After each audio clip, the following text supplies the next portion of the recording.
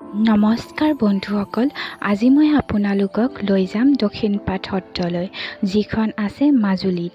আমি গেটৰ ওচৰতে চেণ্ডেল খুলি যাব লাগিব আৰু গৈ পায়ে মই দেখিলোঁ এটা হৰিণা।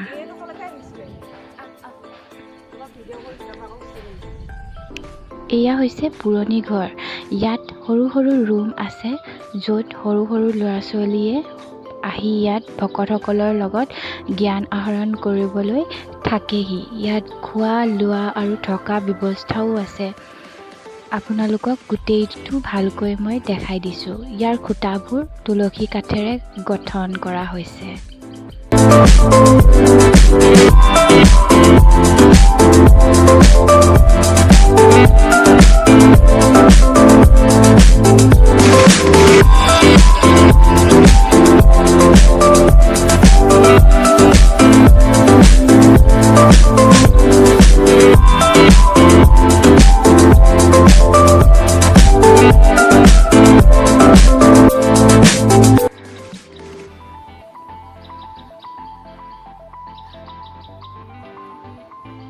এই আপোনালোকে দেখিছেনে, সৰু সৰুকৈ ৰুম সাজি থোৱা হৈছে, য'ত সৰু সৰু ল'ৰা ছোৱালীয়ে থাকি ইয়াত জ্ঞান আহৰণ কৰে ভকতসকলৰ পৰা।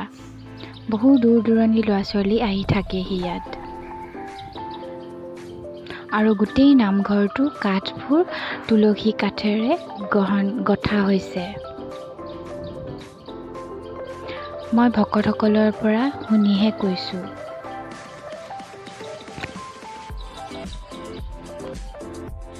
নামঘৰটো বাহিৰৰ ছাইডৰ বেৰত ধুনীয়াকৈ মূৰ্তি আঁকি থোৱা হৈছে। খুবেই ধুনীয়া লাগিছে দেখি। এইটো এটা পুখুৰী, য'ত পদুম ফুল ফুলি আছে। পদুম পুখুৰী। ইমান শান্তিময় পৰিৱেশ, তাত গৈ খুবেই আনন্দ লাগিল। আপোনালোকে মোৰ নেক্সট এপিছ'ডত দেখিব পাব আন এটা সত্ৰৰ যাত্ৰা। তেতিয়ালৈ মোৰ চেনেলটো ছাবস্ক্ৰাইব কৰি ৰাখিব, লাইক শ্বেয়াৰ কৰি দিব। ধন্যবাদ।